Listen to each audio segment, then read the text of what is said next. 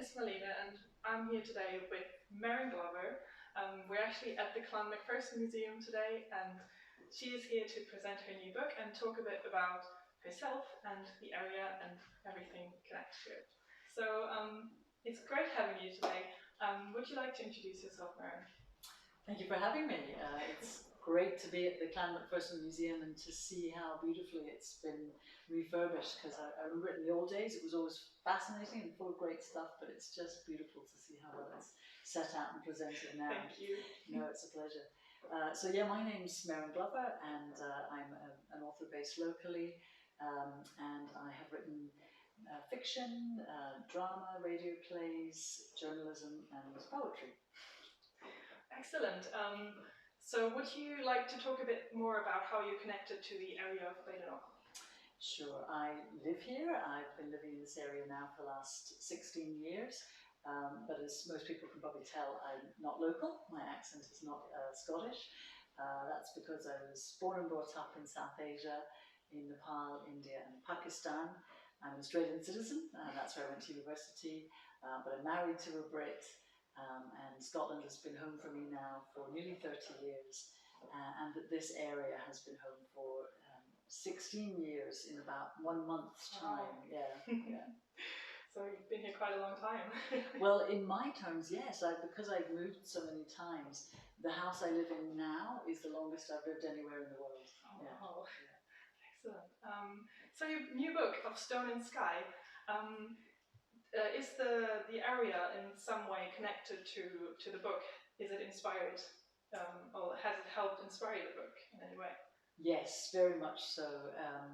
It's a story set in this area, set in the Strath and in the wider Cairngorms area, and it started as an idea almost exactly 9 years ago on the night of the summer solstice, the shortest night of the year, when I woke up in the middle of the night and I couldn't get back to sleep. So I went downstairs and started to write, sitting at the kitchen table. And the first words that I wrote then were a story, a people, a land. And right from the beginning, it was very much a sense that this landscape has shaped this people that live here. This people have shaped the land in turn. They have this deeply entwined relationship, and that's what I wanted to explore. But also that sense of how both people and land need healing and can find that in each other. Amazing. So I've heard there are also a few Macphersons in your book. Would you like to talk a bit about that?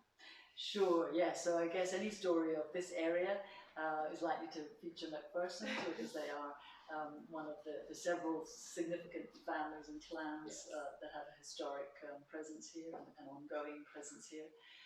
So there is this one character in particular, Doogie Macpherson, who in a way through the writing became one of my favourite characters, and he has something of an uneasy relationship with his own clan and his own history. He can be a bit of a critic, but he still very much belongs here too. He does.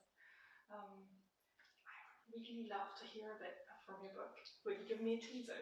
Sure, thank you. And yeah, so I've chosen this section that does mention him as well. It's very early on in the book, so not much background is needed. The chapter is called Strath, and that is a great old Scots word for a very wide river valley, and that's the term that locals use to kind of refer to the area, the Strath, and it is the Strath of the River Spey. So I'll just read a short section of that. It is a valley of the vanished.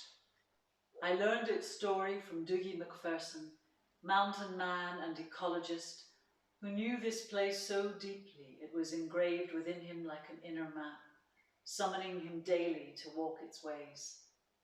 Oldest friend of the Munro family, he confessed to me at the bar of the Ferryman Inn, white head bowed over his Glenfiddich, that he was a thorn in their side, as well as in the ribs of his only son, Fachi, best friend to Colvin and head keeper of Rowan Craig estate.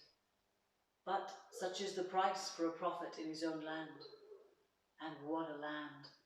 Lying high in the heart of Scotland, beyond the fortress gates of Drumochter Pass, The strath unfurls like a green carpet. Its basin is marshy floodplain, but the soil either side so rocky and weather-whipped that few crops grow and only hardy animals thrive. Thus, it has raised a tough breed of farmer, like Colvin, who turn the other cheek to the wind and their hands to a labour of love.